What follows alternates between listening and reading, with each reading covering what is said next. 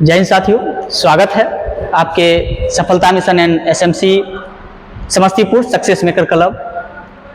अभी फिलहाल बिहार दरोगा की वैकेंसी तो आई हुई है और फॉर्म भी सभी लोग से उम्मीद करते हैं कि फॉर्म फिलअप कर रहे होंगे और बहुत सारे साथी कर भी लिए होंगे।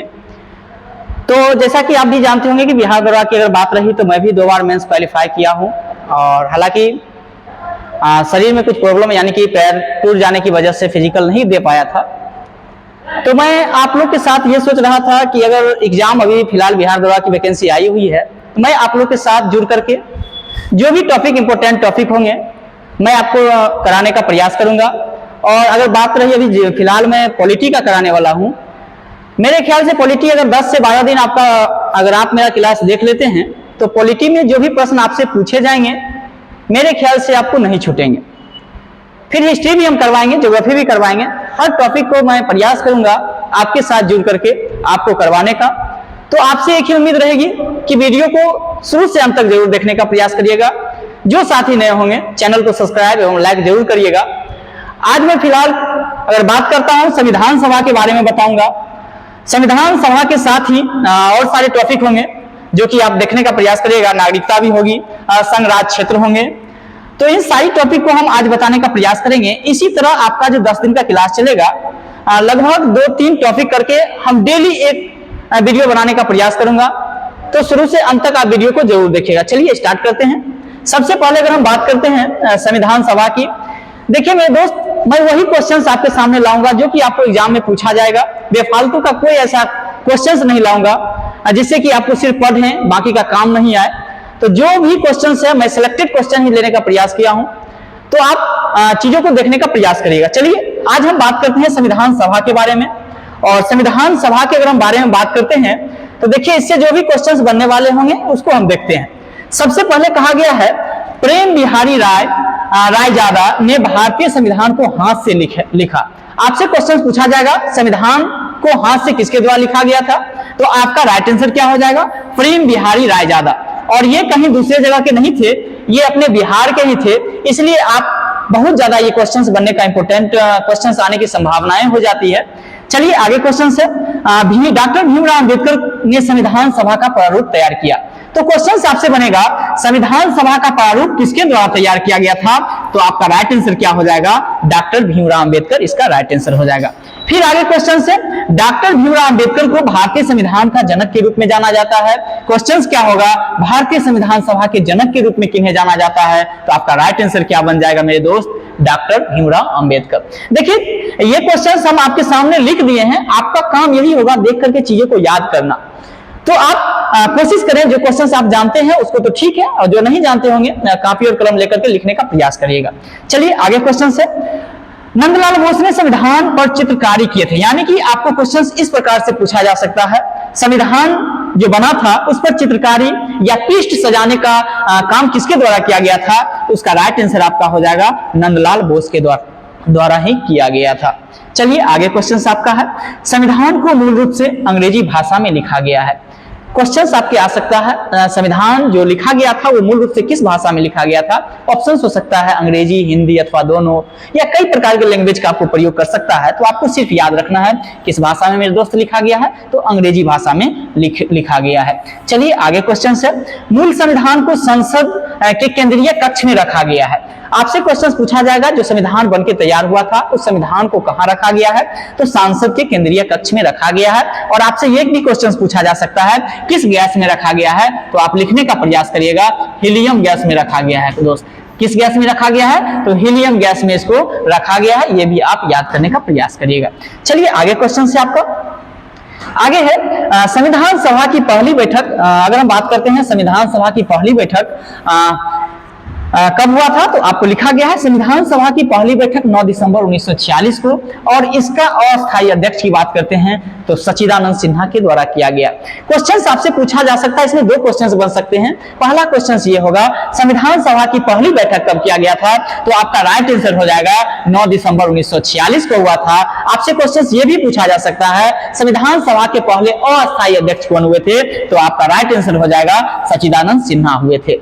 आप अच्छी से चीजों को सीखने का प्रयास करिएगा। मैं कोशिश करूंगा एक बार ना हो तो वीडियो को 2 बार जरूर देखने का प्रयास करिएगा, और मैं वही चीज लाया हूं जो आपके एग्जाम में पूछे जाने की संभावना है। चलिए आगे क्वेश्चन फिर आएगा, संविधान सभा की दूसरी बैठक कब हुआ था, तो आपको देखने का प्रयास करिएगा 11 दिसंबर, यानी कि ये 2 दिन बाद ही 11 दिसंबर 1946 को संविधान सभा की दूसरी बैठक हुई थी।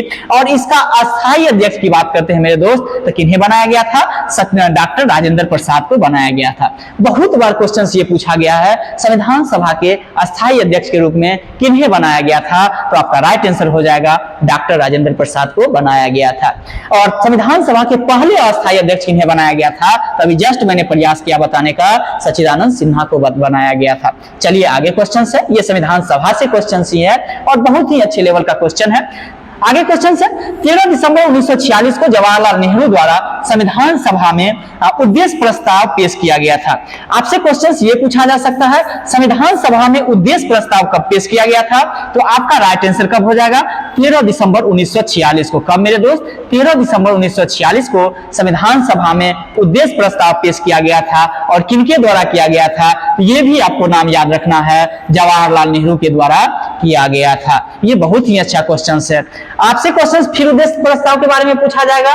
उद्देश्य प्रस्ताव जो 13 दिसंबर 1946 को पेश किया गया था संविधान सभा में, उसको स्वीकृति कब मिली थी, स्वीकार कब किया गया था, तो नेक्स्ट आपके पास क्वेश्चन का आंसर दिया गया है 22 जनवरी 1947 को संविधान सभा ने उद्देश्य प्रस्ताव को क्या किए, तो स्वीकार कर लिया था।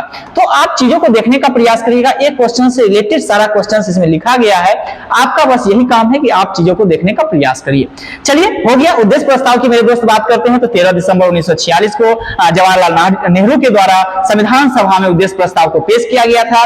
लेकिन अगर हम बात करते हैं इसको स्वीकार कब मिला था, स्वीकृति कब मिला था, तो 22 जनवरी 1947 को इसको स्वीकृति मिल गई थी। चलिए आगे क्वेश्चन है, आगे क्वेश्चन आपके सामने में क्या है, संविधान सभा की अंतिम बैठक कब किया गया था, तो देखने का प्रयास करिएगा। संविधान सभा का जो अंतिम बैठक हुआ था वो 24 जनवरी 1950 को हुआ था। कब हुआ था, आपसे क्वेश्चंस पूछा जाएगा। क्वेश्चंस इस प्रकार से बनेंगे, संविधान सभा की अंतिम बैठक कब किया गया था, कब हुआ था, तो ये आपका राइट आंसर हो जाएगा 24 जनवरी 1950 को हुआ था। चलिए आगे है, आगे देखने का प्रयास करते हैं। फिर है क्वेश्चन, संविधान सभा द्वारा राष्ट्रगान को 24 जनवरी 1950 को स्वीकार किया गया था। आपसे क्वेश्चंस बनेगा, संविधान सभा के द्वारा राष्ट्रगान को कब स्वीकार किया गया था, राइट आंसर इसका क्या हो जाएगा, 24 जनवरी 1950। हालांकि बहुत सारे बुक में 26 जनवरी भी देखने के लिए मिलता है, लेकिन मेरे दोस्त 26 जनवरी आपको याद नहीं रखना है, आपको सिर्फ याद रखना क्या है, 24 जनवरी 1950 ही आपको सिर्फ और सिर्फ याद रखना है। क्या रखना है, 24 जनवरी 1950 ही आपको याद रखना है। थोड़ा सा मार्कर में थोड़ा सा दिक्कत हो रही है, उसके लिए आप मैनेज करने का प्रयास करिएगा। हाँ, 24 जनवरी 1950 हो जाएगा। क्या कब हो जाएगा, 1950 24 जनवरी। फिर आपसे क्वेश्चन पूछा जाएगा, संविधान सभा द्वारा राष्ट्रगीत को जो है कब स्वीकार किया गया था, इसका राइट भी आंसर हो जाएगा 24 जनवरी 1950 को। देखिए ये दोनों का आंसर आपको 24 जनवरी यानी राष्ट्रगीत पूछे, आपसे राष्ट्रगान पूछे, 24 जनवरी 1950 को ही इसको स्वीकार किया गया था। आपसे क्वेश्चन इस प्रकार से बनाया जा सकता है, पहली बार राष्ट्रगान को जो है किस भारतीय राष्ट्रीय कांग्रेस अधिवेशन में गाया गया था, तो आपको याद रखना है 1911 के कांग्रेस अधिवेशन में गाया गया था। और ये कहाँ हुआ था, तो आपको ये भी रखना है याद, कहाँ हुआ था मेरे दोस्त, कोलकाता में हुआ था। ये याद आप रखने का प्रयास करिएगा। इसकी अध्यक्षता भी आपसे पूछा जा सकता है, तो आपको अध्यक्षता भी याद रखना है, बिशन नारायण धर के द्वारा किया गया था। किनके द्वारा, बिशन नारायण धर के द्वारा। आप लिख लीजिएगा, हालांकि जगह लिखने में थोड़ी सी असुविधा है, आप लिखने का प्रयास करिएगा। राष्ट्रगान की अगर हम बात कर रहे थे, तो राष्ट्रगान को हम बोले जो किस भारतीय राष्ट्रीय कांग्रेस में पहली बार गाया गया था, ये कोलकाता अधिवेशन हो रहा था, जो कि 1911 के कोलकाता अधिवेशन में गाया गया था। और इसकी अध्यक्षता किनके द्वारा किया जा रहा था, बिशन नारायण धर के द्वारा किया जा रहा था।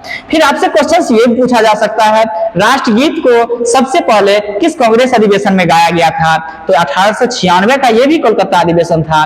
लेकिन इसकी अध्यक्षता की बात करते हैं तो किनके द्वारा, रहीमतुल्लाह सयानी आपको याद रखना है। कौन थे, रहीमतुल्लाह सयानी। और इसको कब स्वीकार किया गया था संविधान में, तो ये आपका 24 जनवरी 1950 आप याद करने का प्रयास करिएगा। बहुत ही अच्छा प्रश्न है ये आपका।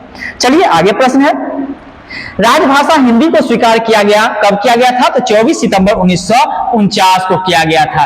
और 24 सितंबर 1949 को यहाँ राज्यसभा नहीं दोस्त, राजभाषा होना चाहिए। क्या होना चाहिए, आप लिख लीजिएगा, राजभाषा लिख लीजिएगा। ऐसा काहे मारकर भागता। हाँ, तो आप लोग जो है इस जगह थोड़ा सा सुधारने का प्रयास करिएगा। यानी ये क्या चीज है, राजभाषा को हिंदी को जो है स्वीकार कब किया गया था, तो आपको डेट याद रखना है 14 सितंबर 1949। आपको याद रखना है 14 सितंबर 1949 को जो है हिंदी को राजभाषा के रूप में स्वीकार किया गया था।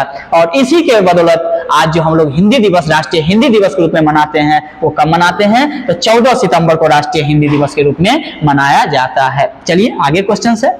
आगे है फिर आपका, भारत के राष्ट्रीय चिन्ह सारनाथ के अशोक के स्तंभ को स्वीकार किया गया कब, तो 26 जनवरी 1950 को। आपसे क्वेश्चन पूछा जा सकता है जो भारत के राष्ट्रीय चिन्ह है वो क्या है, सारनाथ के अशोक स्तंभ है, इसको कब स्वीकार किया गया था, तो आपका राइट आंसर क्या हो जाएगा मेरे दोस्त, 26 जनवरी 1950 इसका राइट आंसर हो जाएगा।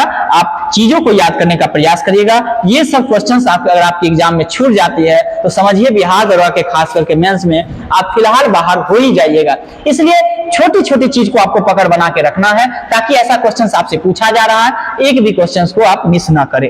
चलिए आगे क्वेश्चन है, राष्ट्रीय ध्वज को स्वीकार किया गया कब, तो 22 जुलाई 1947 को। क्वेश्चन आपसे बनेगा राष्ट्रीय ध्वज जो है हमारा राष्ट्रीय ध्वज है उसको स्वीकार कब किया गया, तो 22 जुलाई 1947 को किया गया था मेरे दोस्त। कब किया गया, 22 जुलाई 1947 इसका राइट आंसर हो जाएगा।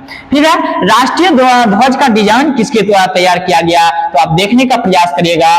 पिंगली वेंकैया के द्वारा किया गया। किनके द्वारा किया गया, पिंगली वेंकैया के द्वारा भारतीय राष्ट्रीय ध्वज को जो है डिजाइन किया गया। तो आप चीजों को देखने का प्रयास करिएगा। राष्ट्रीय ध्वज के बारे में अगर हमने आपको बताया कि कब स्वीकार किया गया, 22 जुलाई 1947 को किया गया। इसका डिजाइन किसके द्वारा दिया गया, पिंगली वेंकैया के द्वारा दिया गया। चलिए आगे बढ़ने का प्रयास करते हैं।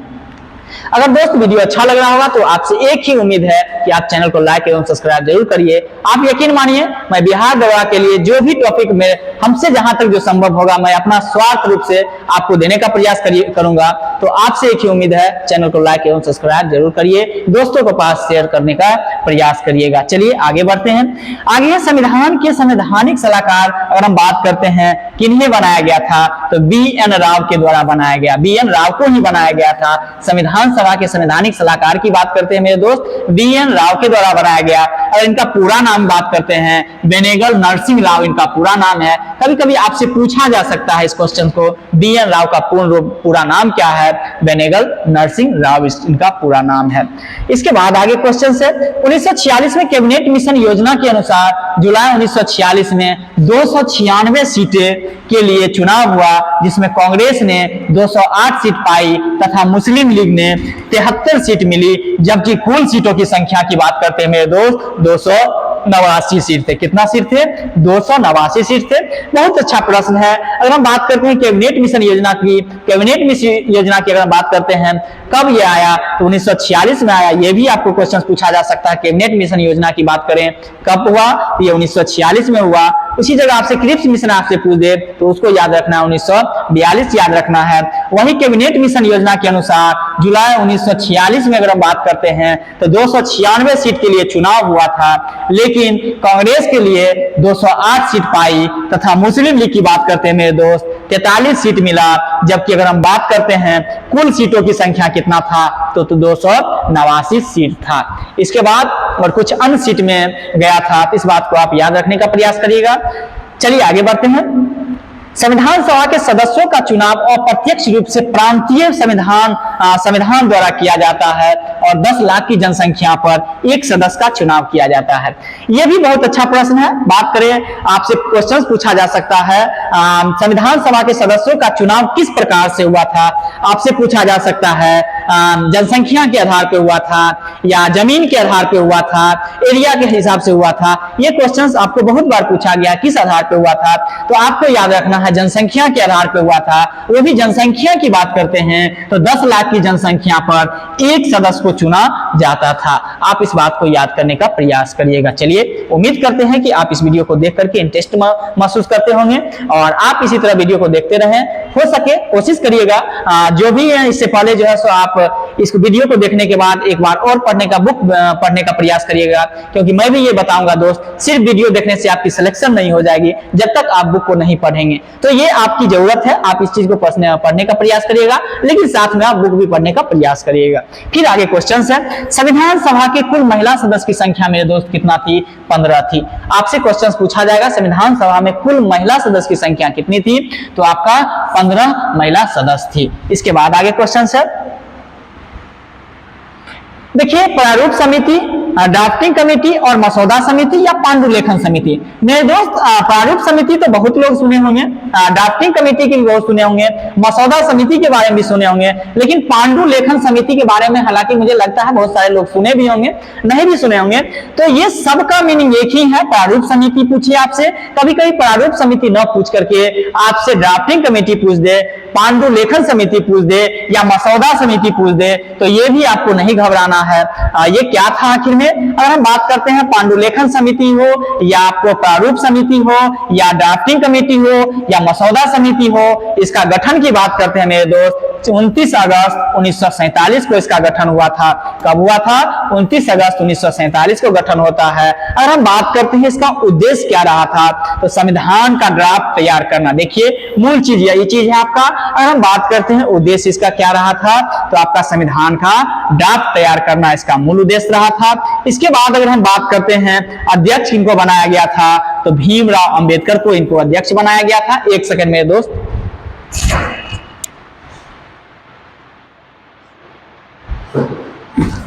हाँ चलिए, हाँ थोड़ा सा दिक्कत हो रहा होगा आप लोग को। चलिए हाँ, तो अगर हम बात करते हैं प्रारूप समिति की, तो इसका उद्देश्य क्या था? संविधान का ड्राफ्ट तैयार करना था।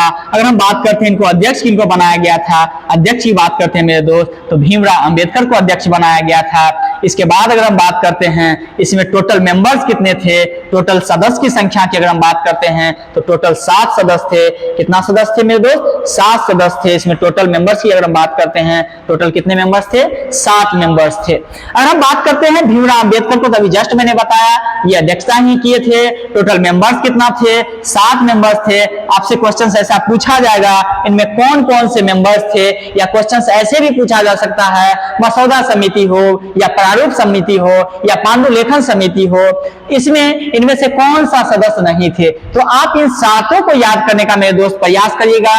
कई बार ऐसे प्रश्न पूछे गए हैं, तो आपको याद करना जरूरी है और आपको याद होनी भी चाहिए। चलिए अभी जस्ट मैंने बताया डॉक्टर भीमराव अंबेडकर को तो अध्यक्ष ही बनाया गया था। दूसरे अगर हम बात करते हैं बीएल मित्र थे, इसके बाद एक के एम मुंशी थे, इसके बाद अगर हम बात करते हैं मोहम्मद सादुल्लाह थे, इसके बाद अल्लादी कृष्ण स्वामी अय्यर जी थे, इसके बाद एन गोपाल स्वामी अय्यर बने, इसके बाद डीपी खेतान थे, इसके बाद जो है टोटल 7 मेंबर्स थे। आप देखने का एक बार और प्रयास करिएगा।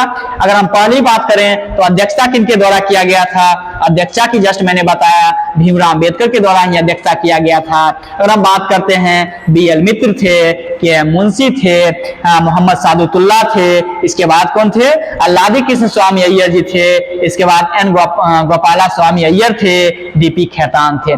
इन 7 का नाम आप याद करने का प्रयास करिएगा। अगर आपको नहीं याद हो रही है, कॉपी में लिख लेने का प्रयास करिएगा। क्वेश्चंस आपसे पूछा जाता है मेरे दोस्त, और बहुत बार एग्जाम में पूछा गया है। चलिए आगे बढ़ने का प्रयास करते हैं। आगे है झंडा समिति के अध्यक्ष किन्हें बनाया गया था। झंडा समिति की मेरे दोस्त बात करें तो झंडा समिति के अध्यक्ष डॉक्टर राजेंद्र प्रसाद को बनाया गया था। किनको बनाया गया था? राजेंद्र प्रसाद को झंडा समिति के अध्यक्ष बनाया गया था। इसके बाद आगे क्वेश्चन है, आपसे क्वेश्चन है मूल अधिकार एवं अल्पसंख्यक समिति के अध्यक्ष किन्हें बनाया गया था। यह भी क्वेश्चन बहुत अच्छा है, आपको याद भी होना जरूरी है। इसका राइट आंसर क्या हो जाएगा मेरे दोस्त? सरदार वल्लभ भाई पटेल हो जाएंगे। कौन हो जाएंगे? सरदार वल्लभ भाई पटेल हो जाएंगे, जो कि मूल अधिकार हो या अल्पसंख्यक समिति के अध्यक्ष जो हो, तो सरदार वल्लभ भाई पटेल को बनाया गया था। वही बात आगे हम करते हैं, संघ शक्ति समिति के अध्यक्ष किन्हें बनाया गया था? तो जवाहरलाल नेहरू को बनाया गया। किनको बनाया गया मेरे दोस्त? जवाहरलाल नेहरू को बनाया गया था। फिर आगे क्वेश्चन है संविधान दिवस कब मनाते हैं? 26 नवंबर को संविधान दिवस मनाते हैं, क्योंकि 26 नवंबर 1949 को ही संविधान को अंगीकृत किया गया था। इसलिए हम हर वर्ष संविधान दिवस की बात करते हैं मेरे दोस्त, 26 नवंबर को हम संविधान दिवस के रूप में मनाते हैं। आगे क्वेश्चन से संविधान को अंगीकरण की तिथि अभी जस्ट मैंने बताया आपको 26 नवंबर 1949 को संविधान को अंगीकरण किया गया था, इसलिए हर वर्ष हम 26 नवंबर को भारतीय संविधान दिवस के रूप में मनाते हैं। चलिए आगे बढ़ते हैं। आगे क्वेश्चन है संविधान लागू की तिथि कब हुआ था, तो आपको यह भी याद रखना है। पूर्ण रूप से अगर हम बात करते हैं मेरे दोस्त, 26 जनवरी 1950 को संविधान लागू कर दिया गया था। आंशिक रूप से आपसे क्वेश्चन पूछ दे आंशिक रूप से कब लागू किया गया था, तो आपको वही डेट याद रखना है, 26 नवंबर 1949 को आंशिक रूप से संविधान लागू किया गया था। लेकिन अगर हम बात करते हैं पूर्ण कब लागू हुआ था, 26 जनवरी 1950 को लागू हुआ था। आगे क्वेश्चन है संविधान सभा में कुल अगर हम बात करते हैं कितना समय लगा था, तो आप याद करने का प्रयास करिएगा। 2 वर्ष 11 महीना 18 दिन। ये भी आपको क्वेश्चन आपके लिए बहुत इंपॉर्टेंट है, कई बार एग्जाम में पूछा गया है। कितना समय लगा मेरे दोस्त? 2 वर्ष 11 महीना 18 दिन का समय लगा था। इसके बाद आपसे क्वेश्चन है भारत गणतंत्र कब बना, तो ये भी आपको याद रखने की योग बात है, वही है 26 जनवरी 1950 को भारत गणतंत्र बना, भारत का संविधान पूर्ण रूप से लागू हुआ था। चलिए हम उस चीज को देखने का, संविधान सभा के बारे में हमने जानने का प्रयास किया, फिर हम चीजों को देखते हैं, संघ राज्य क्षेत्र के बारे में जानने का प्रयास करते हैं। संघ राज्य क्षेत्र से भी जो भी प्रश्न पूछे बनेंगे, मैं कोशिश करूंगा जो भी अच्छे अच्छे क्वेश्चन होंगे उसको देने का प्रयास करूंगा। तो आपसे एक ही उम्मीद है, चैनल को लाइक एवं सब्सक्राइब जरूर करें। चलिए संघ राज्य क्षेत्र के बारे में हम बात करते हैं। संघ राज्य क्षेत्र की चर्चा अगर हम भाग की बात करते हैं, किस भाग में किया गया है मेरे दोस्त, ये भी आपको याद रखना है। भाग 1 में किया गया है। किस भाग में किया गया है, तो भाग 1 में जो है संघ राज्य क्षेत्र के बारे में चर्चा किया गया है। इसके बाद आगे क्वेश्चन है, अगर हम बात करते हैं आर्टिकल की, आर्टिकल संघ राज्य क्षेत्र कहां से कहां तक वर्णित है, यह भी आप याद करने का प्रयास करिएगा। 1 से लेकर के 4 तक ये वर्णित है। आगे है अनुच्छेद 1 क्या कहता है, इंडिया अर्थात इंडिया राज्यों का एक संघ होगा, यानी भारत अर्थात इंडिया राज्यों का एक क्या होगा मेरे दोस्त, संघ होगा। क्या होगा? संघ होगा। इसके बाद आगे क्वेश्चन अनुच्छेद आपसे पूछेगा, अनुच्छेद 1 क्या कहता है, तो क्या है, भारत अर्थात इंडिया राज्यों का क्या होगा, एक संघ होगा, ऐसा अनुच्छेद 1 में कहा गया है।